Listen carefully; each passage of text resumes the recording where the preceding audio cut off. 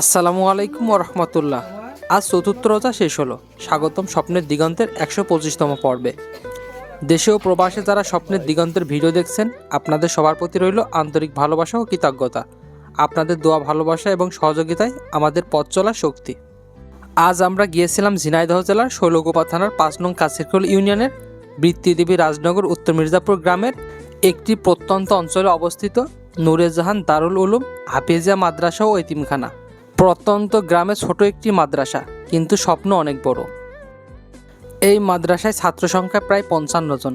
তাদের মধ্যে 7 জন এতিম শিশু, যাদের মা বাবা নেই। এই মাদ্রাসার বড় হুজুরই তাদের অভিভাবক, তাদের মা বাবার মতোই দেখাশোনা করেন। আমরা বসন্তপুর থেকে সেখানে গিয়েছিলাম শুধু একটি উদ্দেশ্যে, ইফতার ভাগাভাগি করতে। স্বপ্নের দিগন্ত টিম একটি মানবিক উদ্যোগ নিয়েছে, প্রত্যন্ত গ্রামে গ্রামে এমন মাদ্রাসা ও এতিমখানা খুঁজে বের করা, যারা আর্থিকভাবে দুর্বল, যাদের কাছে সরকারি অনুদান খুব কম পৌঁছায়। আমরা চাই রোজার এই পবিত্র মাসে তাদের পাশে দাঁড়াতে, তাদের সাথে বসে ইফতার করতে, তাদের মুখে হাসি দেখতে। আলহামদুলিল্লাহ, আজ আমরা 100 জনের ইফতারের ব্যবস্থা করতে পেরেছি। বাচ্চাদের সাথে পরিচয় হলো, তাদের সাথে বসে গল্প করলাম, হাসি খুশিতে সময় কাটালাম, তাদের স্বপ্ন, তাদের চাওয়া পাওয়া শুনলাম। ইফতারের সময় সবাই একসাথে বসে দোয়া করলাম। খেজুর হাতে নিয়ে যখন আজান হলো, সেই মুহূর্তটা সত্যি হৃদয় ছুঁয়ে যাওয়ার মতো। হুজুরের সাথে কথা বললাম, মাদ্রাসার ভালো মন্দ, প্রয়োজনীয়তা, ভবিষ্যৎ পরিকল্পনা সব শুনলাম। গ্রামের কিছু মুরব্বীরা উপস্থিত ছিলেন, তারা আমাদের এই উদ্যোগকে সাধুবাদ জানিয়েছে। কিন্তু একটি কথা স্পষ্ট বলতে চাই, এই ইফতারের সম্পূর্ণ ব্যবস্থা করেছেন একজন প্রবাসী, আমরা শুধু একটি মাধ্যম। হে আল্লাহ, সে প্রবাসী ব্যক্তির দান কবুল করুন, তার রিজিক বৃদ্ধি করুন, তাকে সুস্থতা ও নেক হায়াত দান করুন, আমিন। আপনাদের আশেপাশে যদি এমন কোনো মাদ্রাসা বা এতিমখানা থাকে যারা আর্থিকভাবে দুর্বল, দয়া করে আমাদের জানাবেন। আর যাদের সামর্থ্য আছে, এই রোজার মাসে একটি মাদ্রাসা ছাত্রদের ইফতারের দায়িত্ব নিন। আপনার পরিবারের পক্ষ থেকে অথবা আপনার মৃত বাবা মায়ের পক্ষ থেকে একটি সওয়াবের কাজ করুন।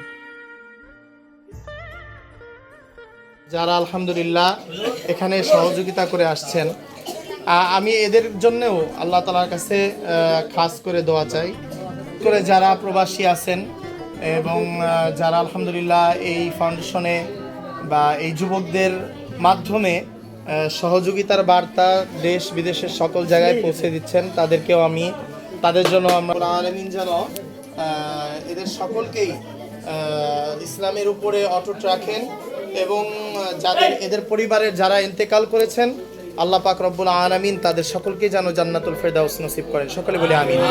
আমরা এখন তাদের জন্য দোয়া করব। সকলেই সূরা ফাতিহা একবার, সূরা ইখলাস 3 বার পড়ি। আউযু বিল্লাহি মিনাশ শাইতানির রাজীম। বিসমিল্লাহির রহমানির রহিম।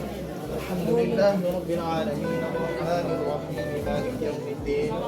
ইয়্যাকা না'বুদু ওয়া ইয়্যাকা নাস্তাঈন। ইহদিনাস সিরাতাল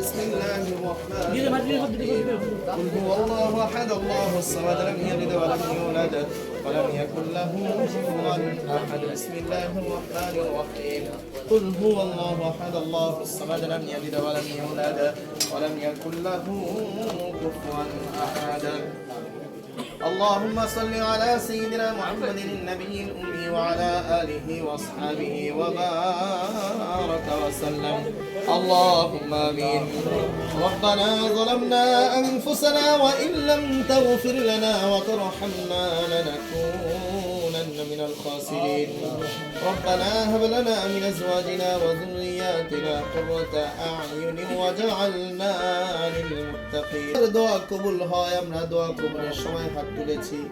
আয় আল্লাহ, সারাটা দিন রোজা রেখে সারাটা দিন কোরআন তেলাওয়াত করে তাসবিহ তাহলিল যে যেমন ভাবে তেলাওয়াত করেছি গো আল্লাহ, আয় আল্লাহ সকল ভুল ত্রুটিকে ক্ষমা করে দিয়ে আমলগুলোকে আপনি কবুল আর মঞ্জুর করিয়া দিন।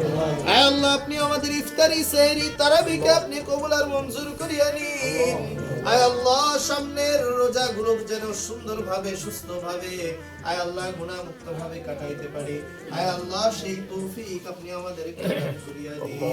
আয় আল্লাহ, আপনি আমাদের মাতৃভূমি বাংলাদেশ, এই বাংলাদেশকে সুষ্ঠুভাবে, আয় আল্লাহ ইসলামের উপরে পরিপূর্ণভাবে দেশকে সকলে মিলে একত্রিতভাবে পরিচালনা করার তৌফিক দান করিয়ে দিন।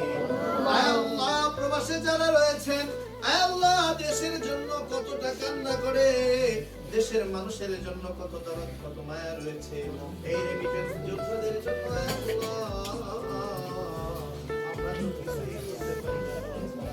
আয় আল্লাহ, দয়া করে তাদেরকে সকলকে আপনি পরিপূর্ণ একটি ইফতার হয়তো ছোট বিষয় মনে হতে পারে, কিন্তু কারোর জন্য সেটাই হতে পারে বড় আনন্দের কারণ। যদি আমাদের এই আয়োজন আপনাদের ভালো লেগে থাকে তাহলে ভিডিওটি শেয়ার করবেন, ফেসবুক পেজে ফলো দিন এবং ইউটিউব চ্যানেল সাবস্ক্রাইব করে পাশে থাকবেন, যেন নতুন ভিডিও প্রকাশিত হওয়া মাত্রই আপনারা সবার আগে দেখতে পান। কে কোথা থেকে ভিডিওটি দেখছেন অবশ্যই কমেন্টে জানাবেন, দেশে নাকি প্রবাসে আমরা জানতে চাই। ইনশাল্লাহ খুব শীঘ্রই আবার দেখা হবে অন্য কোনো মাদ্রাসা বা এতিমখানা। ধন্যবাদ সবাইকে, আল্লাহ হাফেজ। দেখা হবে স্বপ্নের দিগন্তের নতুন পর্বে।